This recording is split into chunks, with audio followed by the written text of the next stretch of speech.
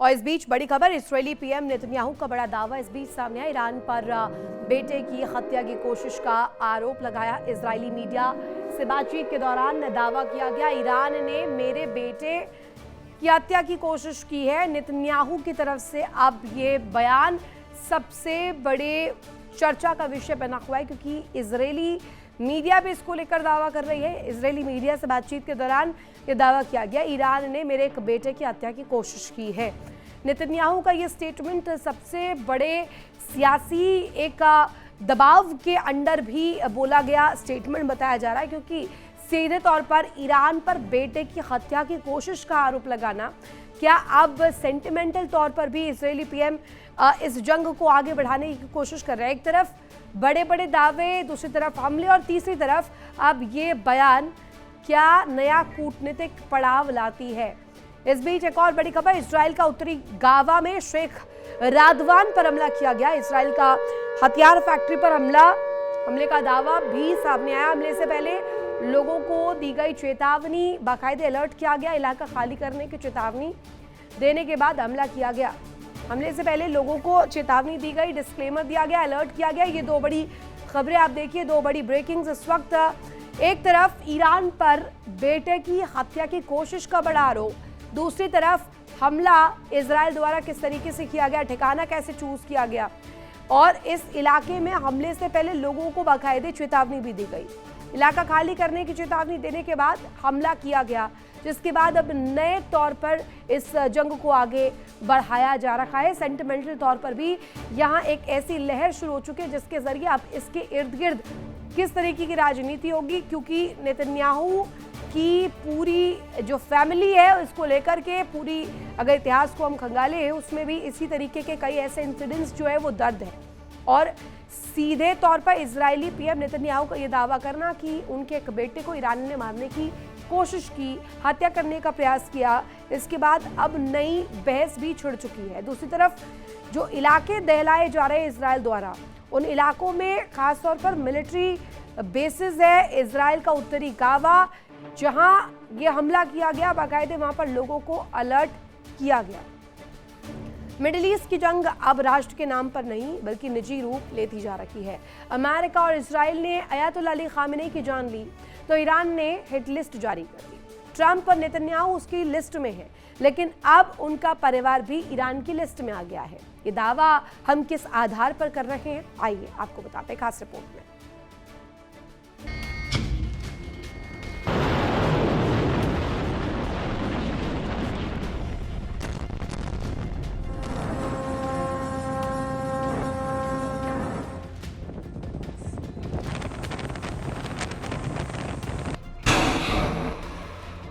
America और Israel के हमले में अयातुल्लाह अली खामनेई की जान गई, ईरान के टॉप कमांडर और नेताओं की मौत हुई तो ईरान ने अब बदला लेने की ठान ली है। ईरान ने अमेरिकी सैन्य बेस तबाह किए, अमेरिका के सहयोगियों को भारी नुकसान पहुंचाया, हिटलिस्ट में राष्ट्रपति ट्रंप और इजरायली पीएम नेतन्याहू को शामिल किया और अब उनका परिवार भी ईरान के निशाने पर है।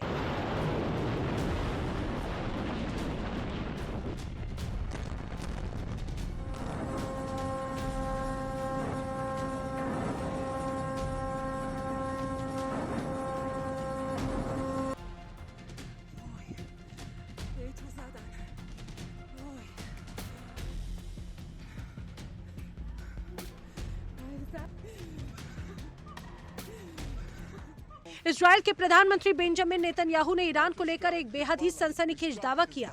नेतन्याहू ने कहा कि ईरान ने उनके एक बेटे की हत्या की साजिश रची थी।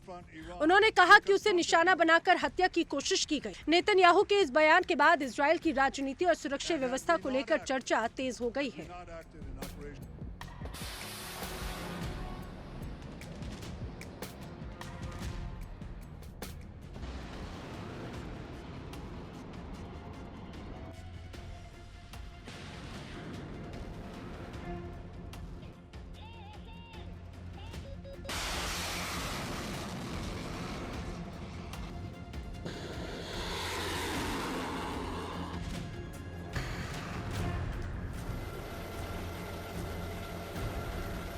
नेतन्याहू ने एक इंटरव्यू में कहा कि ईरान ने मेरे परिवार को निशाना बनाया।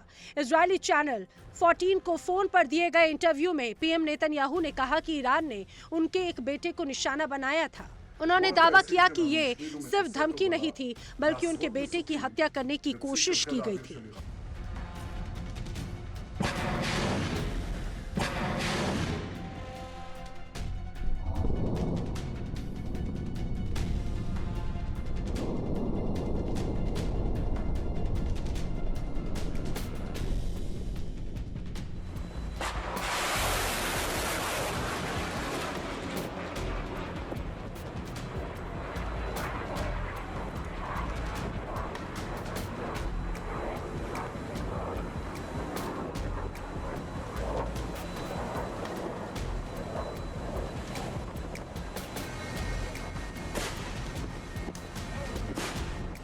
खुफिया जानकारी लीक होने के सवाल पर नेतन्याहू ने कहा कि ईरान ने उनके एक बेटे की हत्या की कोशिश भी की थी। साथ ही उन्होंने अपने परिवार को दी जा रही कड़ी सुरक्षा व्यवस्था का बचाव किया। उन्होंने कहा कि उनके परिवार की सुरक्षा किसी दिखावे या विशेष सुविधा के लिए नहीं है, बल्कि वास्तविक खतरे को देखते हुए जरूरी है।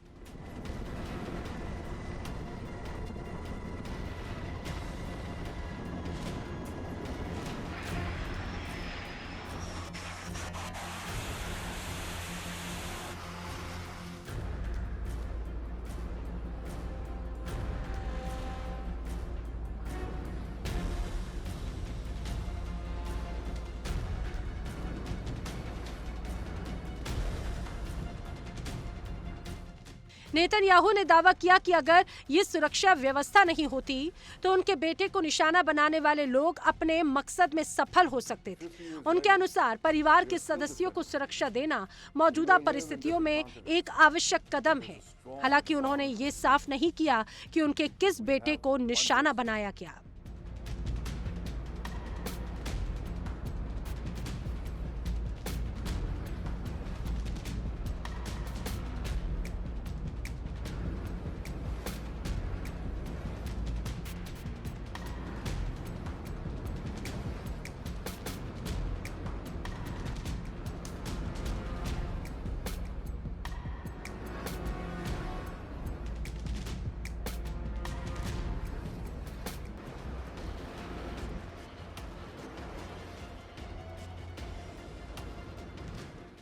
पीएम नेतन्याहू के दो बेटे हैं, याइर नेतन्याहू और अवनेर नेतन्याहू। फिलहाल ये स्पष्ट नहीं कि इस कथित ईरानी साजिश का निशाना याइर थे या फिर अवनेर। नेतन्याहू का ये दावा ऐसे समय में आया है जब उनके परिवार की सुरक्षा को लेकर पहले ही अतिरिक्त कदम उठाए जा चुके हैं। जुलाई में शिन बेट मामलों से संबंधित मंत्री स्तरीय समिति ने नेतन्याहू की पत्नी सारा नेतन्याहू और उनके दोनों बेटों याइर और अवनेर के लिए व्यक्तिगत सुरक्षा बढ़ाने को मंजूरी दी थी। ये फैसला प्रधानमंत्री के परिवार को लेकर बढ़ती सुरक्षा चिंताओं के लिए लिया गया था। हालांकि उस समय सुरक्षा बढ़ाने के पीछे कथित तौर पर किस विशेष खतरे का आकलन किया गया था, इसकी पूरी जानकारी सार्वजनिक नहीं की गई।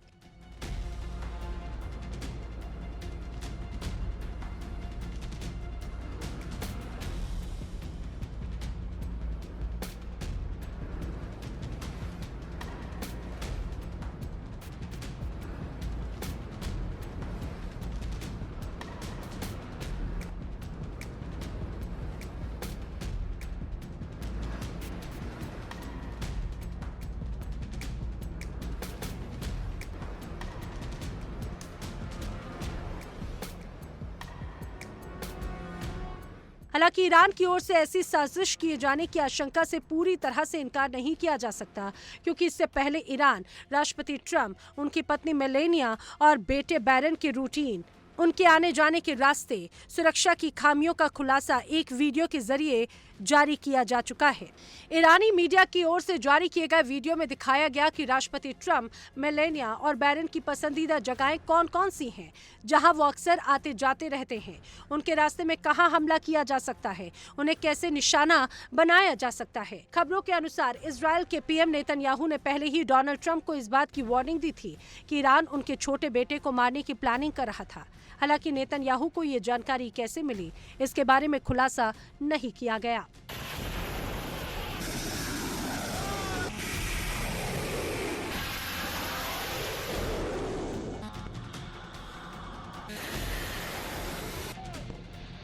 फिलहाल पीएम नेतन्याहू ने अपने बेटे के खिलाफ ईरान की साजिश का जिक्र किया, लेकिन सवाल ये भी उठता है कि कहीं नेतन्याहू का ये दावा इजराइल में उनके खिलाफ उठते असंतोष को दबाने की चाल तो नहीं। इस बीच इजराइल कई तरह के आरोपों से घिरा हुआ है। इजराइल पर आरोप लग रहे हैं कि वो ईरान को उकसाने वाली कार्रवाई कर रहा है। ईरान की मांग है कि सभी मोर्चों पर एक साथ युद्ध विराम हो।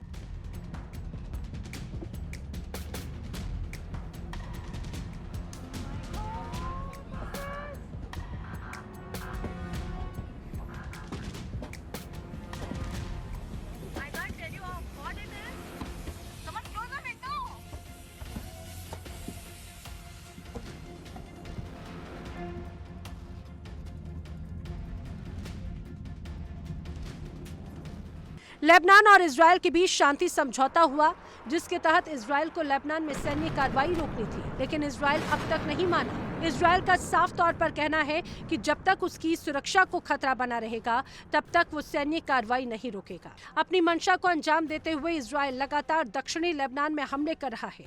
इतना ही नहीं, लिटानी नदी के आसपास के इलाकों पर इजराइल की ओर से कब्जा किए जाने की भी खबर है। दरअसल इजराइल चाहता है कि लेबनान की दक्षिणी सीमा से लिटानी नदी तक के इलाकों को बफर बना दिया जाए, ताकि हिजबुल्लाह के लड़ाकों को लिटानी नदी के उत्तर तक सीमित किया जा सके और इजराइल का उत्तरी इलाका सुरक्षित किया जा सके।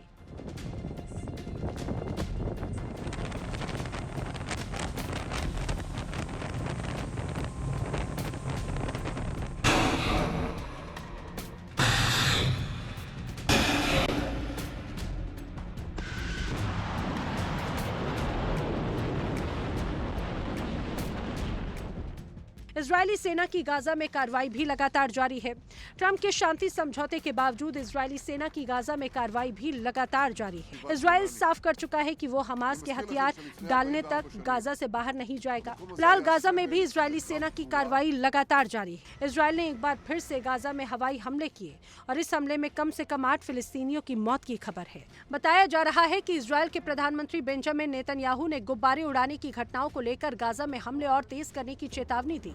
इसके बाद रविवार को इजरायली सेना ने अज जवायदा इलाके में गोदाम को निशाना बनाकर मिसाइल से हमला किया। हमले के बाद इमारत पूरी तरह से मलबे में तब्दील हो गई। जानकारी के अनुसार इजरायली सेना ने सलाह अल दीन स्ट्रीट के आसपास भी हवाई हमले किए। स्थानीय रिपोर्ट के अनुसार हमलों में कई अन्य लोगों के मारे जाने और घायल होने की भी खबर है। फिलहाल इजराइल पर जंग को भड़काने वाले काम करने के आरोप लग रहे हैं।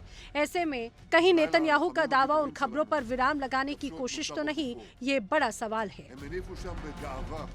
Bureau report, India daily 24/7। देखिए इंडिया डेली 24/7 अब आपके स्मार्ट टीवी पर।